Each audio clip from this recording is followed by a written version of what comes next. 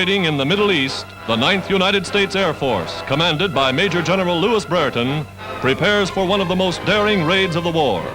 A daylight bombing of the Ploesti oil fields in Nazi-controlled Romania. Fields that supply the Nazi war machine with nearly a third of its vital petroleum. Now, from bases in North Africa, 1,200 miles away, American bombers are ready to strike.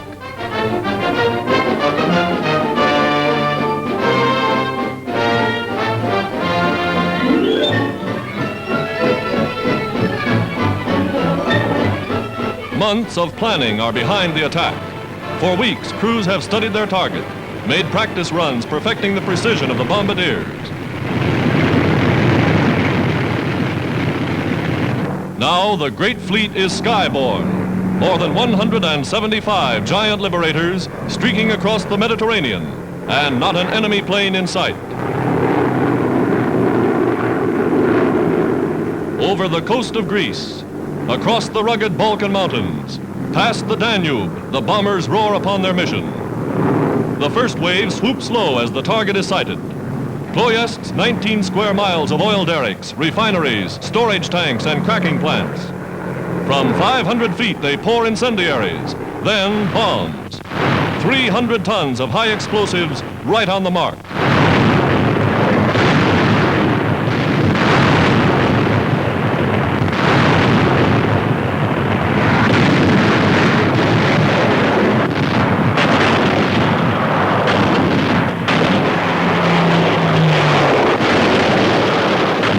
Braving one of the most heavily fortified areas in all Europe, the bombers fight their way home, knocking out 51 enemy planes. Although 21 bombers failed to return, the raiders struck the Nazi war machine a crippling blow. Home with battle scars, mission accomplished.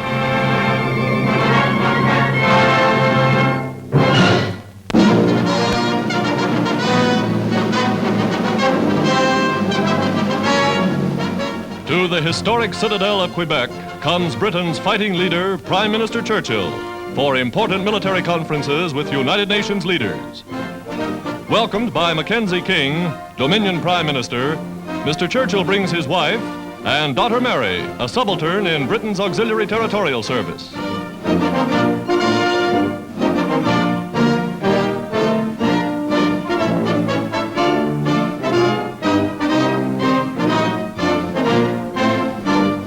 Quebec's picturesque Chateau Frontenac, scene of the first conferences, Canadians of French descent give Mr. Churchill a rousing welcome.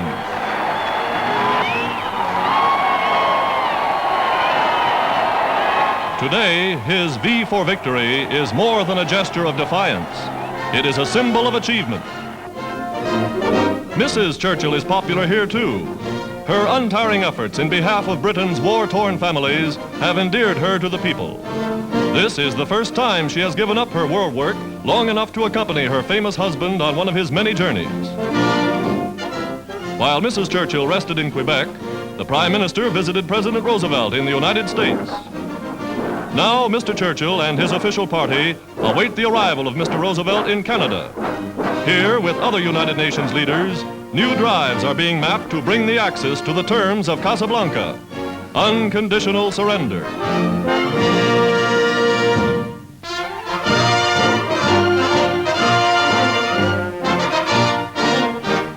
In Chungking, Generalissimo Chiang Kai-shek and Madame Chiang observe the beginning of China's 7th year of war against Japanese aggression.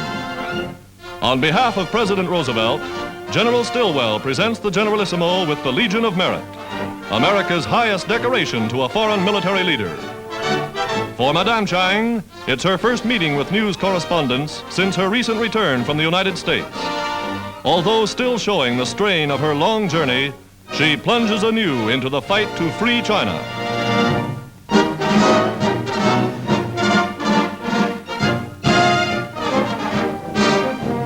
At one of the famous Kaiser Ship Yards, the Brockmiller family have established an amazing record in the annals of shipbuilding. Headed by the father, every one of the family's 15 adults, including the girls, is helping build America's Liberty ships. On payday, each member of the family invests part of his wages in government war bonds. Father Brockmiller brought his big family of children and grandchildren here to work nearly a year ago, and they've certainly made good on the job. Mother's role is in the kitchen. Cooking and serving food for 29 hungry Brockmillers is a job in itself.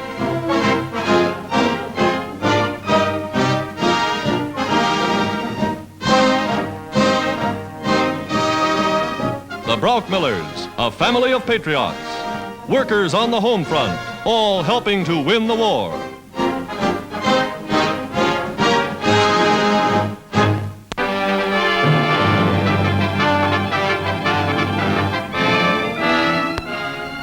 In California's beautiful Yosemite Valley, sailors on leave from battle zones enjoy a well-earned rest amid the peace and quiet of scenic national parks.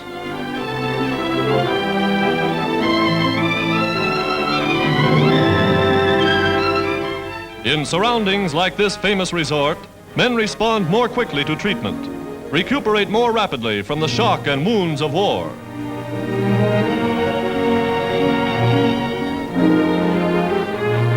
California's giant redwood trees provide a picturesque setting for Uncle Sam's convalescent sea veterans. Although they're enjoying the vacation, they're all eager to get back in the fight.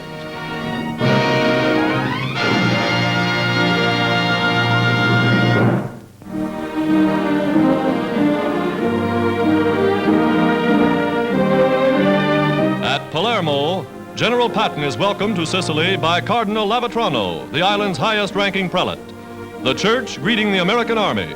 The Cardinal says his people will cooperate fully, for the Americans, in the name of the United Nations, at last bring peace to Sicily. Meanwhile, United States engineers push ahead, spanning mountains with brand new roads to speed the Allied advance upon Messina.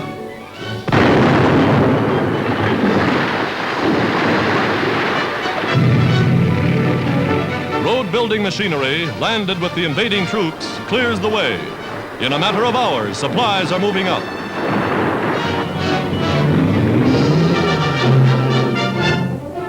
Bridges blasted by retreating Axis forces are quickly repaired.